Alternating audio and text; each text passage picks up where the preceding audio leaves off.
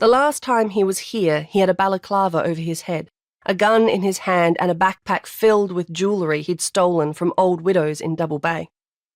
That was 12 years ago, and he'd managed to get away with it.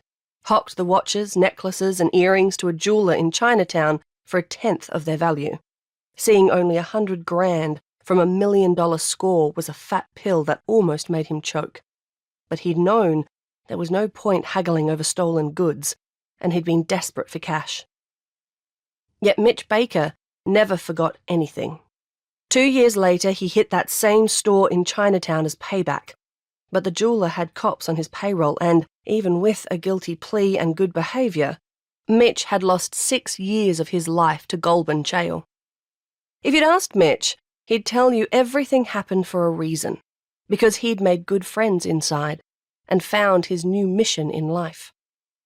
It was almost 8 o'clock on Tuesday morning, and Mitch was steering his motorcycle along a narrow street lined with European cars and Teslas in the hills above Double Bay. The red brick apartments were throwing shade across the street, along with the canopy of centuries-old trees that fought to keep the suburb cooler on days when the harbour breeze wasn't blowing. Sydney summers were always sweltering, but the persistent westerly transporting hot air and dust from the desert made today a scorcher. Even with the wind in his face, Mitch could feel the sweat trickling down his back and stinging his eyes. But nothing would distract him from the task at hand.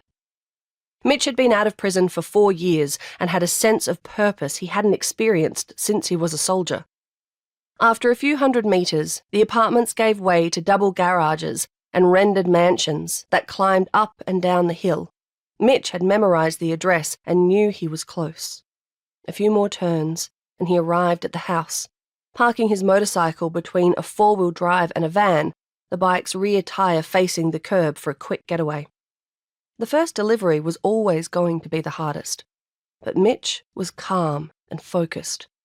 It was just like his days in Afghanistan, lying on his stomach in the rocky dirt, staring at Taliban through the crosshairs of his rifle scope, ready to fulfill his duty to kill. Leaving his helmet on his head, with the tinted visor lowered, he paused as he unclipped the box from the carrier tray, noticing the tattoo showing in the gap between his glove and leather jacket. He pulled down the sleeve. He grabbed his clipboard, placing it on top of the box, before gently lifting it from the carrier, the bottles of cheap wine they'd placed inside jangling like they were supposed to. Mitch was walking with his head down and eyes up as he covered the short distance between the driveway and the door, careful not to let the cameras get a good look at his face through the helmet's tinted glass.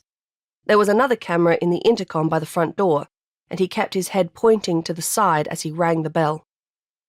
Peering through the window, he could see the morning sun blasting light through the house from the east and the yacht masts rocking in the bay. Then footsteps, a child running.